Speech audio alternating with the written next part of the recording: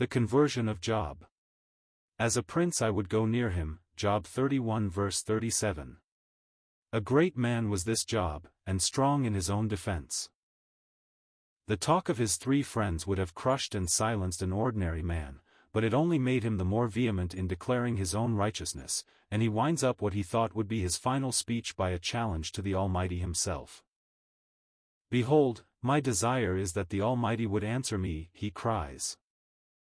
I would declare to him the number of my steps. As a prince would I go near unto him.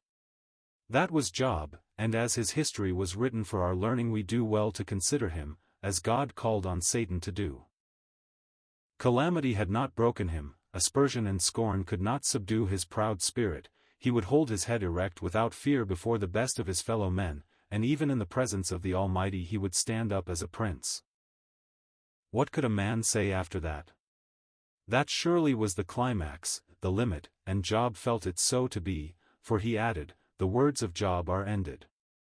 But they were not. The Almighty took up his challenge.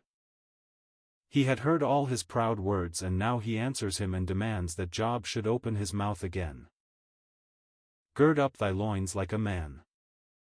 For I will demand of thee, and answer thou me, chap. 38:3.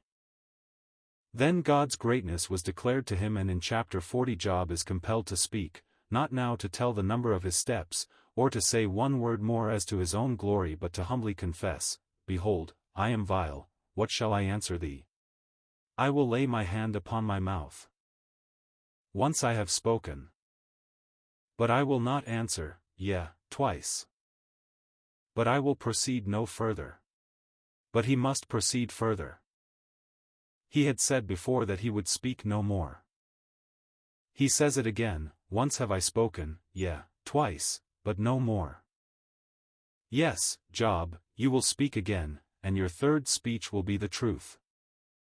Having challenged the Almighty you must be brought right down into the dust where he can bless you. So God again demands of him that he shall listen and answer, and so he does, for in chapter 42, we read, Then answered Job and said, I know that thou canst do everything, and that no thought can be withholden from thee. Who is he that hideth counsel without knowledge? Therefore I have uttered that I understood not. Things too wonderful for me, which I knew not. Thus he judges his own eloquent yet foolish talk and turns to God and says, I have heard of thee by the hearing of the ear, but now mine eye sees thee wherefore I abhor myself, and repent in dust and ashes. Yes, instead of standing up like a prince, he falls prostrate in the dust before God and confesses the truth. There was neither glory nor goodness in turn, and having confessed this he has nothing more to say of himself. But God had something to say of him, and because he took his true place before God, God raised him up indeed, and a prince he became through the goodness of God, but it was God who made him such. God turned his captivity and accepted him and made him, a priest before him and his appointed channel of his blessing to others.